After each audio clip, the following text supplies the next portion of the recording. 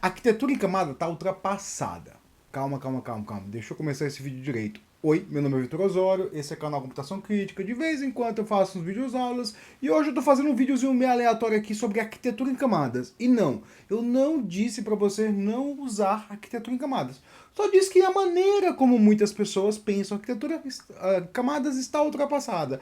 Talvez tenha sido um pouco clickbait. Sim, mas segue comigo que eu vou te provar que a arquitetura em camadas está ultrapassada. Então, vamos começar nesse vídeo definindo primeiro o que é arquitetura em camadas. Talvez você já tenha ouvido falar desse livrinho aqui, ó, Domain Driven Design, né? E um dos capítulos dele, ele define alguns tipos de padrões de projetos que existem dentro do desenvolvimento web. E ele fala aí da arquitetura em camadas, que tem que ter uma camada de apresentação, né, uma camada de negócio, uma camada de persistência, né? E a gente comumente repete essa fórmula por tempos e tempos. Esse livro eu acho que tem mais de 20 anos, né? A gente repete a fórmula por mais de 20 anos. Mas tem um grande porém nisso tudo, e nesse vídeo eu vou mostrar, né? Que é assim, que tudo mudou, basicamente quase tudo mudou, os frameworks mudaram, então o que se pensava de arquitetura em camadas no passado é completamente diferente do que se pensa hoje, né? Então assim, né, falando aqui de como usar arquitetura em camadas, né, a gente sempre tinha ali que tinha uma camada de, não sei se aplicação, às vezes falava de aplicação, às vezes falava de uma camada de API, de web, né, que aí assim, você pegava os parâmetros, processava eles e mandava para a camada de negócios. Na camada de negócio, você tinha que isolar todo o seu sistema de todas as dependências, né, e tem até algumas pessoas que têm umas ideias meio neuróticas aí de arquitetura limpa, que não pode depender de nada, não pode depender do framework, não pode depender do web, daqui a pouco vão dizer que não pode depender de computador e você vai ter que escrever na mão o negócio, né? Então assim, isso é uma loucura, galera. Não gosto de arquitetura limpa, né? Por quê? Porque assim, acaba fazendo muito código pra coisa tosca, né? Então, assim, a arquitetura é basicamente assim, você pegava a camada de persistência, a camada de apresentação, que ali era que tinha conexão com a API web, né? Depois processava os dados, passava para a camada de negócio só dependia de objetos da aplicação, que se comunicava com a camada de persistência, né?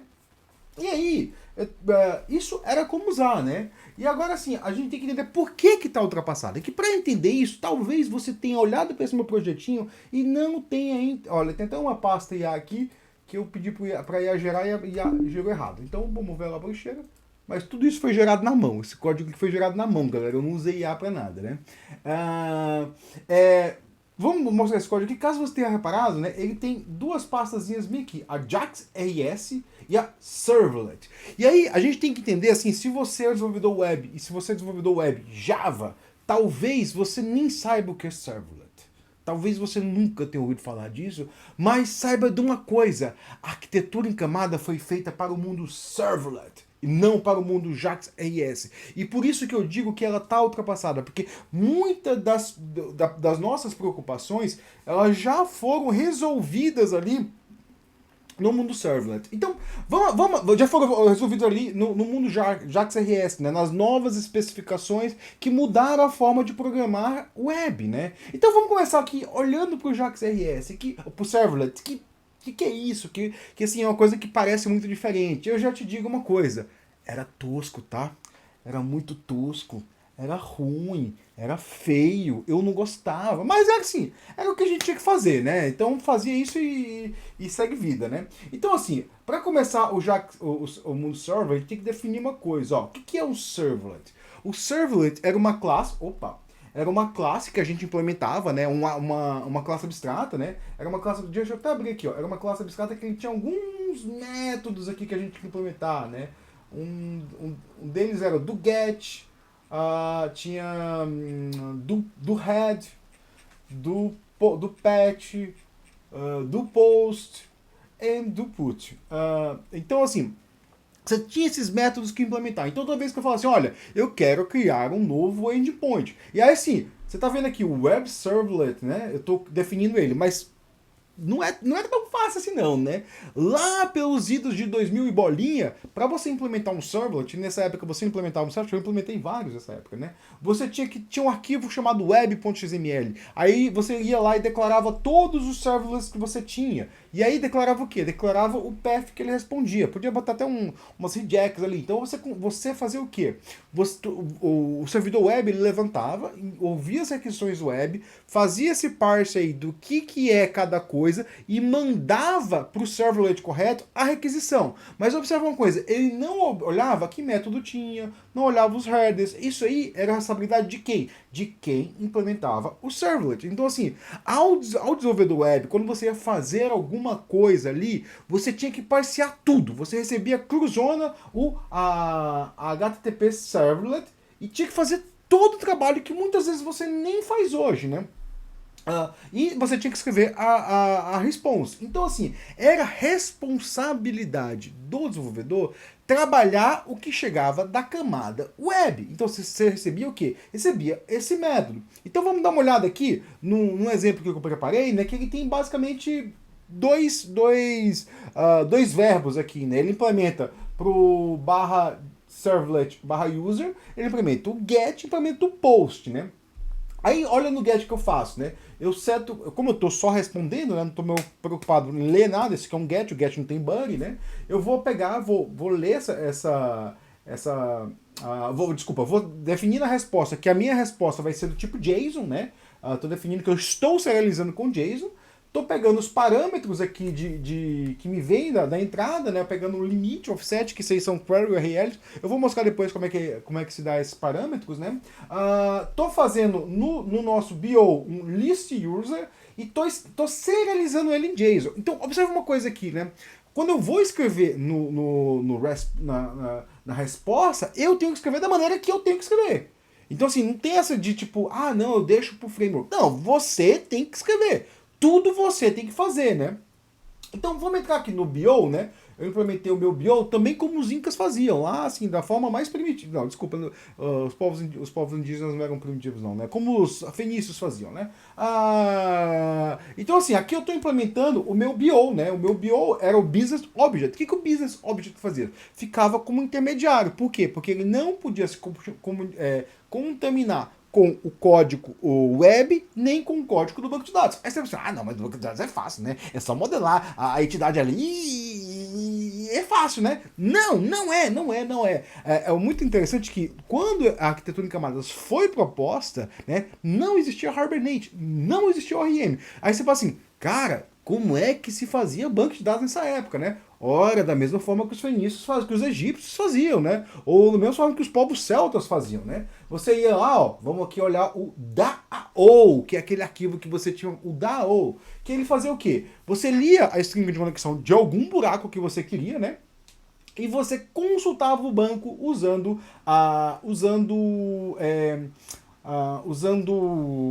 o JDBC. Então isso era feito de forma manual. Então assim, o que acontecia? Eu fazia uma consulta, eu pegava os dados, eu instanciava o objeto e retornava para a camada de negócio.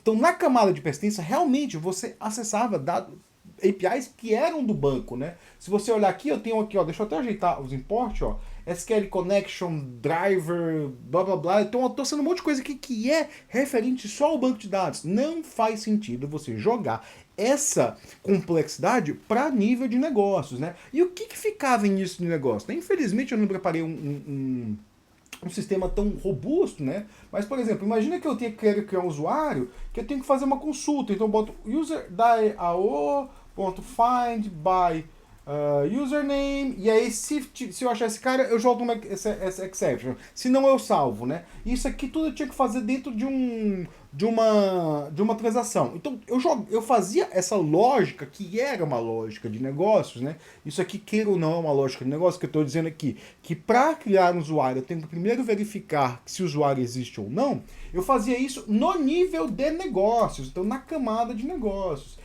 E essa camada, observa que ela depende de quê? Ela não depende de nada fora do meu negócio, né? Se você fizer se você já ligou os pontos, você vai entender que a arquitetura hexagonal também está ultrapassada um pouco. Por quê? Só que eu não quis preparar, talvez eu prepare um vídeo posterior para dizer por que ela está ultrapassada, né? Porque assim, Ao testar esse objeto BO, eu poderia usar o objeto da OU, ou eu poderia criar um mock, né? Esse mock é o que a gente chama de Pottering Adapter. Então, assim, na época, assim, não tinha uma maneira fácil de você gerar esse banco de dados. Na verdade, tinha, e eu tô até usando aqui, né? É só fazer o que nem eu fiz, usar o banco de dados em memória, né? O H2, né? Então, não sei se é memória ou é eu não sei, eu não lembro mais, mas ele tem em memória também, né? Eu posso usar em memória, tem uma configuração dele em memória, mas eu não sei o que está configurado aqui não, né? Eu, tipo, não sei se esse aqui é o de memória ou se ele vai criar um arquivo, né? Acho que esse aqui cria um arquivo, test servlet. Deixa eu dar uma olhada ali, ó. Deixa eu dar uma olhada aqui, ó. ls... esse aqui ele criou um arquivo, ó, ele criou vários arquivos aqui. Então, vamos voltando aqui. Então, isso era a maneira de você criar uma arquitetura em camadas. Assim, se eu tinha a camada ali de apresentação que estava ali no meu servlet, onde eu ia passear todos os dados. Aí você fala assim, então isso, Vitor, isso era para uma API, para uma REST API? Sim, mas a gente tem que lembrar uma coisa, né? Eu tô falando de 2000 e bolinha. Muitas vezes esse servlet lidava com JSP e com outros frameworks aí que existiam. Então, muitas vezes esse servlet era camada de apresentação mesmo, né? Eu pegava aqui, eu usava esse carinha aqui, pegava eu pegava algumas variáveis, passava para um renderizador e ele retornava o HTML. Então, assim, o servlet era realmente uma camada de apresentação. Nessa época não existia a ideia de aplicação front-end, tá? Tudo era back-end, tudo era server-renderer, tá? Então, assim, quem programou esse servlet apoiou muito, porque a complexidade desse cara cresce absurdamente. Porque, assim, aqui você vai ter que parsear tudo que vem da requisição HTTP. Aí você fala assim, tá bom, Vitor, beleza. E como faz hoje em dia? Por que é muito mais simples e por que você não precisa criar tantas camadas, né? Vamos lá.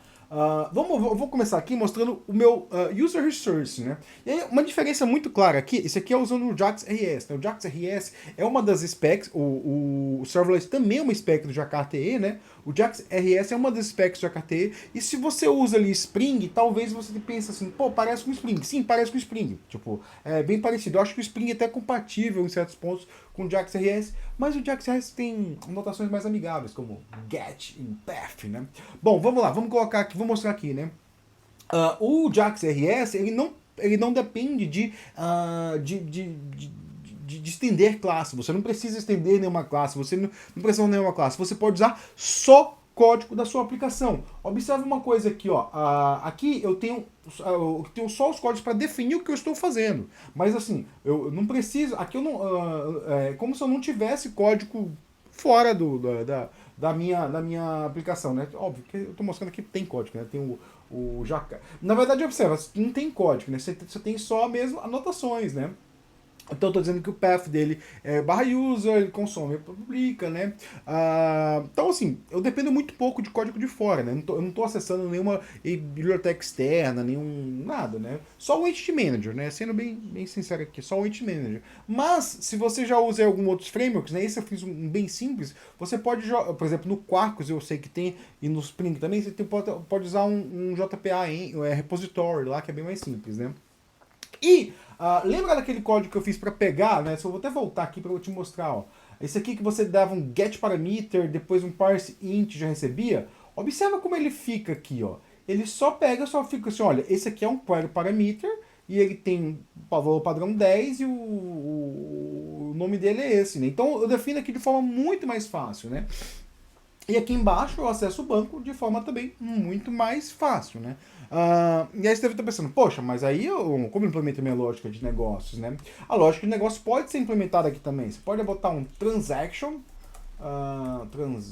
acho que é transactional, e aí se eu quero fazer lá um em create query, botar um create query, e aí tudo, aí eu boto o find by ID aqui, e isso tudo vai aparecer o quê? Eu posso botar aqui um select user, peraí, select, acho que é assim, não, select user, e aí eu boto um where o ponto username, set parameter, então, eu vou botar aqui username. Eu faço alguma coisa assim, ó. Aí eu boto parameter, aí eu boto eu boto user.username. Get username. Count. Find first. Tem um jeito de fazer esse carinha aqui, né? Eu tenho um jeito de fazer esse carinha aqui, não vou mostrar agora não, mas dá pra fazer ele de forma bem interessante, né? Então assim, o que eu tô dizendo aqui? Eu tô dizendo que toda aquela complexidade da camada de abstração, ela não existe mais. Existe um pouquinho aqui ainda da camada de banco de dados, mas ele é bem menor do que existia anteriormente. Então ali, vou até partir para o outro ponto aqui, e assim, ó, por que ainda usar, né? Porque assim, a gente tem que usar nosso código para ele ficar compreensível. Então, por exemplo, aqui, deixa eu voltar aqui no meu user resource. No meu user resource eu estou fazendo uma query que ela é um pouco complexa, né? Tipo, que, sei lá, uma query simples, né? Mas eu poderia criar aqui, ó, uma classe users, né? Eu não gosto de usar BO, né, DAO, essas coisas, né? Eu posso criar um user, uma classe que eu, sei lá, eu tenho o meu entity manager, né? Eu tenho o meu Entity Manager aqui, ó. Eu tenho o meu Entity Manager, eu posso botar ela como Request Scoped, né? E aí, o que eu faço aqui? Eu só dou um import nela aqui. Eu vou ver se isso funciona, hein? Vou ver se isso funciona, ó. Eu vou comentar aqui, aí eu boto, ó, eject private users, e aí aqui eu faço o que, ó? Eu vou comentar esse carinha aqui e eu boto um return.users, list users limit offset, aí eu vou criar esse carinha aqui, ó. Criar esse método e vou copiar esse código aqui para dentro. Vamos ver como é que vai ficar, ó. E aí, então, eu crio uma classe que é basicamente o meu repositório. Então, eu acabei fazendo o quê? Acabei encapsulando esse código no repositório, né? E aí, eu boto que esse carinha aqui é transacional, né? Eu falo que esse é transacional. E vai ficar dessa forma aqui. Vamos ver se isso vai funcionar, né? Eu já vou mostrar aqui esse código de execução para ver como ele funciona. Ele funciona bem, né? Então, o que eu estou usando, assim, para configurar um projeto como Servlet, eu tive que buscar atrás os frameworks que davam suporte ao Servlet, né? E eu encontrei que o OpenLiberty dá tanto suporte ao Servlet quanto ao Jax, e ele dá para rodar. A documentação dele não é tão fácil, não é tão fácil de fazer essas coisas, até porque o Servlet é bem antigo, né? Poucas pessoas usam, quem usa está trabalhando com legado. Então, se você... Opa, deu um erro de compilação. O que é o erro de compilação aqui? Tá. Esse carinha aqui, ó. Eu esqueci. Então, eu vou botar aqui, ó. Users. Create user. E aí, esse carinha vai fazer o quê? Opa. Create vai fazer o quê? Vai fazer o que ele sempre faz, né? Então, vamos rodar aqui. Fazendo código em produção aqui para mostrar para vocês aqui, né? Que não tá ao vivo, mas assim, gosto de fazer código ao vivo, né? Ó, rodou. Parece que rodou. Vamos lá ver, né? Então eu já preparei aqui 4 playlists, né? Quatro requisições, né? A primeira eu tenho aqui que é eu dou um get no servlet, no user servlet, né? E ele me retornou, né? Alguns usuários, né? Observa que tem vários repetidos aqui. Ele sempre termina em 10, porque é o limite. Então, né? Ele me retornou vários, né? Porque eu estou executando isso várias vezes. Eu criei em arquivo, né? O banco de dados, então tem vários arquivos lá, né? Esse aqui usa o servlet, né? E usa aquela interface que eu mostrei, né? Vou te mostrar uma coisa aqui. Se eu desabilitar esse cara, provavelmente vai dar uma exception aqui. Ó, deu uma exception. Por quê? Porque ele pegou esse carinha aqui e retornou nulo, ó. Então toda a lógica de parsear esses dados, deixa eu voltar aqui, pegar o servlet, toda a lógica de parsear os dados que chegam da requisição HTTP tem que ser feita dentro dessa classe, né? Então aqui eu não te mostrei, né? Mas eu mostrei, tem o do get e o do post implementado, né? Então assim, vamos voltar aqui, vamos definir o limite, voltou a funcionar, né? Vamos dar uma olhada agora como é que funciona no Jax. No Jax é bem similar, né? Eu estou usando um outro arquivo, porque no H2 eu não posso ter duas conexões com o arquivo, e numa eu usei JPA, e na outra eu usei JDBC, então não tava dando muito, não ia dar muito certo, né? Aqui, ó, para você ver, tem quatro usuários, né? Então, olha se eu faço a mesma coisa. Se eu tiro o limite, né? Eu não vou enviar o limite na requisição. E esse aqui é um query parameter, né? Um parâmetro que está na query, né? Não está no corpo da mensagem, né? Ó, não deu erro. Por que não deu erro, né? Se eu não tenho nenhum código, né? Porque a API, vamos dar uma olhada aqui no User Resource, né? A API do Jax já define ali, né? Eu botei aqui que o valor padrão é 10. Se eu remover esse valor padrão, talvez deu um... E se eu remover esse valor padrão e eu não usar null, né? Se eu não usar um integer ao invés de um int, se eu não usar o upper class... Se eu não usar o upper class, vou dar uma exception ali, sim. Né? Por isso que, assim, às vezes é bom você ou definir um padrão, se você está trabalhando com inteiro, ou define o valor padrão, ou você define ou você usa o upper class, né? O upper class, para quem não sabe, é a classe de letra maiúscula aqui, ó, integer. Isso é o upper class, isso é o tipo primitivo, int, né? Então eu sempre uso o tipo primitivo com valor padrão, né? E funcionou. Então assim, eu tenho esse carinha aqui funcionando, né? Então o que eu fiz aqui, né? Eu fiz uma arquitetura em camadas meio capenga aqui. Eu conectei direto a minha camada de negócios na entidade, né? Falar, mas poxa, isso aí não é tão bom, porque e se eu quiser usar um não sei o que, um Kafka aí, uma coisa, cara, você pode. Aí faz algum sentido você separar uma camada de negócio ali, né? Sempre dando nomes bem definidos ali, né? Eu não gosto muito de criar um BO, né? Aí você fala o que é um BO, né? Uma coisa que pode ser interessante, né? Isso o livro do Eric Evans tem, né? É, por exemplo, você dar um nome de negócio, né? Então, por exemplo, ali tem um caso de uso que eu já falei nos meus vídeos de Domain Driven Design, que é o caso que a pessoa cria uma overbooking policy, né? Então tem a classe da overbooking policy, que tem várias estratégias de overbooking, né? É uma das classes, né? É um dos métodos. Então assim, sempre que você tiver uma camada que é especificamente uma regra de negócio, você define ela como isolada, né? Você não precisa saber. Mas, né, a camada de negócio, a camada de persistência, ela ficou anêmica. Mas não é que ela ficou anêmica por ela não ter funcionalidade, né? As funcionalidades foram absorvidas pelo framework, né? Aí, o último ponto aqui desse vídeo, né, assim, pô, como é que eu faço esse negócio muito bem feito, né? E aí, que eu vou mostrar pra vocês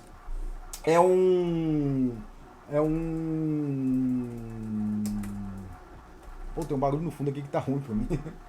Tem um barulho, tem um projeto aqui que eu fiz, né, que é o projeto que eu tô usando deixa eu ver aqui qual que é o arquitetura de camada, o Morphoboard, que eu tô usando para os meus projetos pro meu Vibe Code, né, para minha série de Vibe Code, né. E aí aqui eu fiz um negócio que ficou bem legal, né, assim, não sei se está perfeitamente bem feito, né, assim, às vezes a gente acha que está bem feito, mas não está bem feito, sempre alguém tem crítica, né, mas o que eu fiz aqui, né, que eu gosto de fazer, né, isso é uma forma que eu gosto de fazer bastante, não tá assim final, quem quiser ver como isso aqui vai ficar no final, por favor, segue a minha série lá de Vibe Code, né? Tô fazendo Vibe Code ali. E aqui eu costumo o quê? Eu costumo criar sempre usuários, por exemplo, eu crio sempre objetos que são os VOs, como Request e Response, né? Isso emulando um pouco ali do que a gente tinha ali dentro do servlet, né? Opa, tá respondendo aqui. E toda vez que eu tenho um endpoint, eu recebo um request e eu volto um response, né? Ó, esse aqui recebe o request, volta o response genérico, que é o response do JAX RS, né? Tem um aqui que eu recebo um update ticket request, volto o response, né? E aí, o que é interessante dessa forma, né? Que você acaba gerando, né? Eu vou até mostrar para você o MVM Quarkus Dev, né? Por que usar dessa forma aqui é interessante? Eu vou mostrar para você por que usar dessa forma é interessante, né? Porque quando a gente está falando de microserviço, muitas vezes a gente tem que dar alguma documentação do quais são as APIs que a gente tem, né? E a gente consegue, através de criar essas interfaces aí de request e response, criar esse objeto de request e response, a gente consegue modelar bem as nossas... deixa eu ver aqui como é que é. Aqui, ó, Swagger UI. a gente consegue modelar bem as nossas funcionalidades, né? Opa, tem esse pontinho aqui que não é o que eu quero, né? Então, por exemplo, aqui, ó, eu criei vários request responses. Se você abrir, por exemplo, não, esse aqui não, deixa eu dar uma olhada numa que está prontinha, ó. Nesse get, ele vai retornar o quê? Ele vai retornar o tipo de retorno, tem algum lugar aqui. Não tem nenhum lugar. Não, porque ticket resource, get API ticket response vai retornar o quê? Não sei, não tá aqui, né? Porque tá só, tá estranho isso. Acho que esse aqui não deve estar bom, né? Deixa eu olhar esse carinha aqui, ó. Aqui, ó, por exemplo, aqui ele vai receber um tipo, né? E esse tipo aqui não está definido aqui, por quê? Porque eu não botei documentação, mas tem um esquema, o esquema é create ticket request. E tem. Então, assim, você criando um request, um response, né? Ele acaba documentando legal. E aí, assim, se você usar bem o OpenAPI, você vai ver que dá pra botar a documentação aqui. Dá para fazer nesse carinha bem aqui dá para fazer uma forma de você mostrar para os seus clientes, né, como a sua API é implementada. Deixa eu dar uma olhada aqui no workflow, né? O workflow é um que eu fiz que eu gostei bastante. A gente tem aqui, ó, tem um esquema. O esquema ele vai ter itens, né? E aí tem aqui está dizendo que aqui não está mostrando, mas aqui deveria ser o create workflow. Não está mostrando por quê? Porque eu não defini na interface lá, né? Mas eu poderia definir na interface, né? Eu poderia botar aqui deixa eu ver aqui, ó. Deixa eu ver aqui, eu vou botar open, deixa eu ver se tem, né? Open operation, né? Operation, cara do OpenAPI, que você define o que é operação, você define, ó, aí define também deve ter bem aqui em algum lugar. Aqui em algum lugar tem um lugar que eu defino, nesse operation tem um lugar que eu defino não, acho que não é no operation. Vamos ver aqui, API response, né? Eu defino o que é API response, que eu defino qual que é o tipo, os esquemas, e aí se eu quiser botar uma lista de alguma coisa, eu defino isso bonitinho, dá pra fazer bonitinho, né? Opa, isso aqui tá ficando... Bom, então, era isso que eu ia falar. Eu ia falar o quê?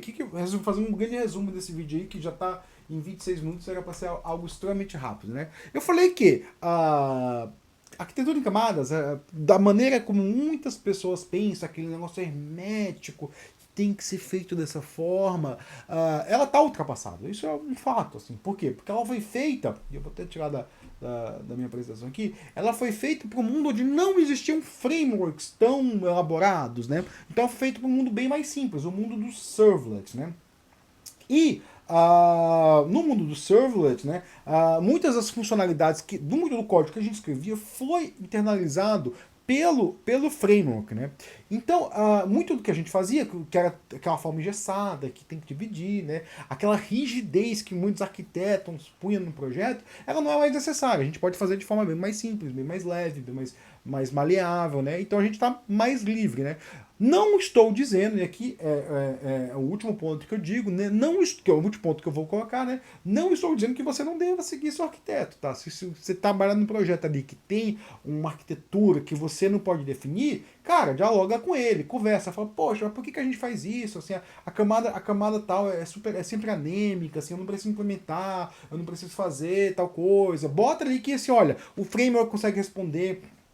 Tenta procurar no framework como você resolve as coisas, assim. Eu sei que muita gente usa Ajax RS ou Spring e não conhece muito do Spring, né? Porque é tipo, cara, vai ver lá como é que seu Spring resolve o query parameter, ver lá como é que seu Spring serializa as coisas, e aí você vai usar melhor seu framework, desenvolver melhor sua aplicação. Então é isso, pessoal.